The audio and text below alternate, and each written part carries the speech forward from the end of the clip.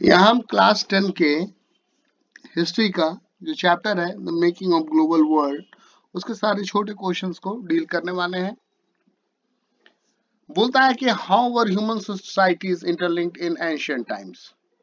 ये जो कोई कहता है कि ग्लोबलाइजेशन आज का फिनोमेना है, जी नहीं, बहुत पहले का फिनोमेना है और पहले भी था। ट्रेड रूट था, सिल्क रूट जिसको कहते हैं, और चाइना से लेकर के ईरान तक होता था। और जो इंडियन टेम्पल है, सिंपल यार ऐसे ही सोचो ना, कंबोडिया में है अंकोर वाट का मंदिर, जो कि शिव जी का मंदिर है। तो शिव जी की पूजा कहाँ होती है? अमेरिका में, यूरोप में नहीं ना।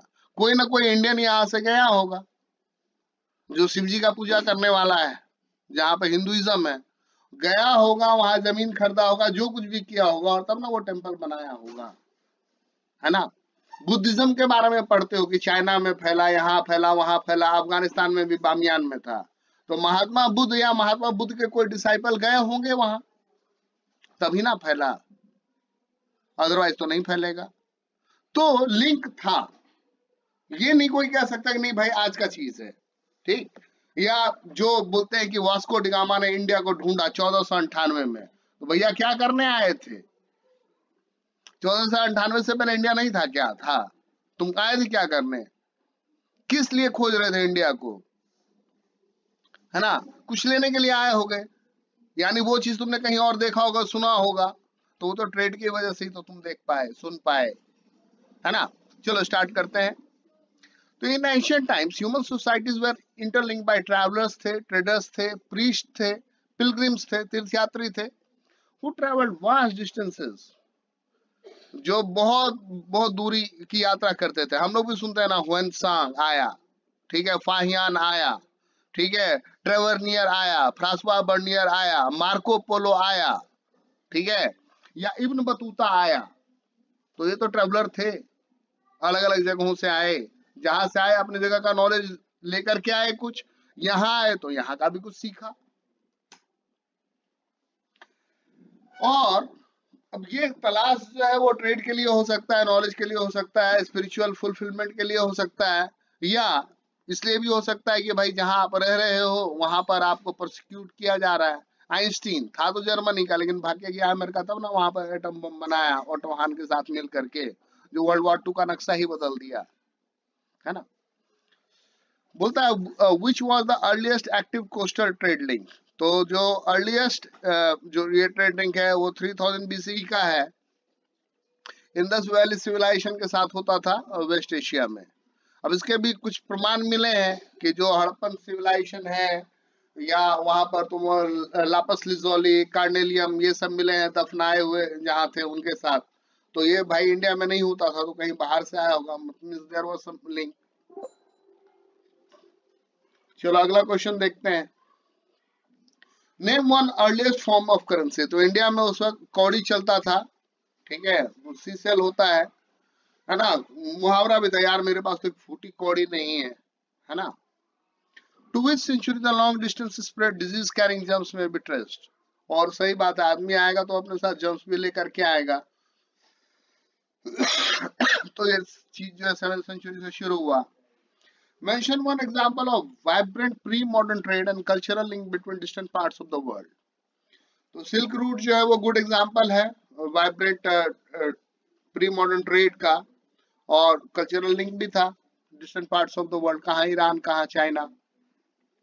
What does the name silk route refers to. तो बेसिकली जो हिमालयन हिमालय में बहुत सारे दर्रे हैं, उनके थ्रू जो पासेस हैं, ठीक है, बहुत सारा पास का नाम तो अभी भी सुनते हैं, नाथुला, बोमडिला, जोजिला, सिपकिला, ठीक है, एंड सो ऑन, ठीक है। तो इनके थ्रू ट्रेड हो रहा है। तो waste bound Chinese silk cargos जो है वो जा रहा है चाइना से, वेस्ट की ओर जा रहा है, ईरान जा रहा है, और इधर मंगोलिया हो करके। Who took pasta to Sicily. बोलता है कि पास्ता जो है इटालियन फूड, उसको सिसिली कौन लेकर के गया। तो बेसिकली इसको इटालियन बोलते हैं कि हमारा है, लेकिन ये अरब ट्रेडर्स जो है वो पास्ता को लेके गए, जो कि अभी इटली में है। वैसी तरह आलू जो है वो इंडिया का नहीं है, पोर्टुगीज लेकर के आया। तंबाकू इंडिया का नहीं है, बाहर से कोई लेकर के आया।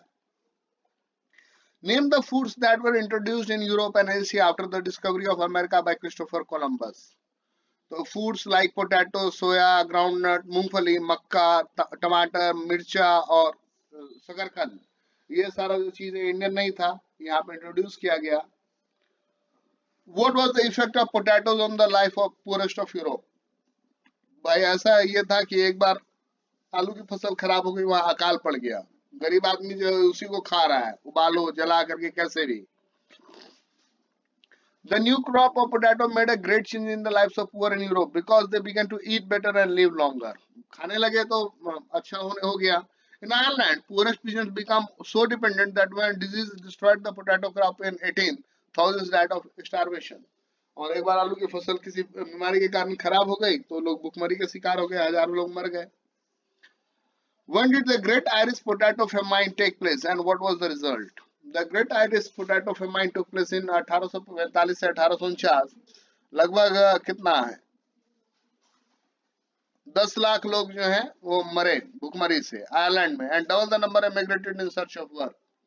और वहां रह करके भुखमरी से नहीं मरना है तो लोग एक जगह से दूसरे जगह चले गए काम की तलाश में. How did the discovery of America in 16th century transform trade and lives of everywhere? तो बेसिकली जब ट्रेड होगा तो प्रीशियस मेटल, चांदी और प्रेजेंट डे पेरू और मैक्सिको में वहां बहुत माइन है तो वहां से खोद करके ले जा रहा है. ठीक है. और बाकी फाइनेंसर भी लग रहे हैं. सुनते हो ना, गोल्ड रश डिस्कवरी में आता है. ठीक है. तो जहां का जो मिनरल है वो जो इन्वेस्टर है वो उसको लेयर हो रहा है, उसकी ओर इन्वेस्ट कर रहा है, उसको निकाल रहा है, तो ये असर होगा.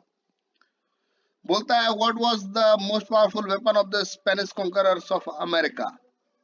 The most powerful weapon of the Spanish conqueror was not a conventional military weapon. It was a germs, such as those of smallpox they carried to their on their person. गए उसके साथ जम्स लेके गए. अब उनको उस germs के साथ जीने की आदत है, अमेरिकन को नहीं है आदत. गए वो सारे मर गए, ऐसे ही मर गए. या ऐसे ही रिंडर पेस्ट नाम का चीज है उसके साथ भी ऐसे ही मर गए. तो क्या होगा, पूरा जमीन जो है कोई लड़ने के लिए आ ही नहीं रहा, तो तुम्हारे कब्जे में आ गया. Why did the Europeans leave Europe or America in the 19th century? क्यों?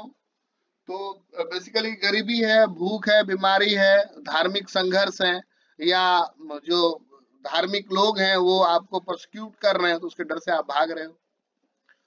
What was the position of China and India among the countries in the 18th century? क्या है?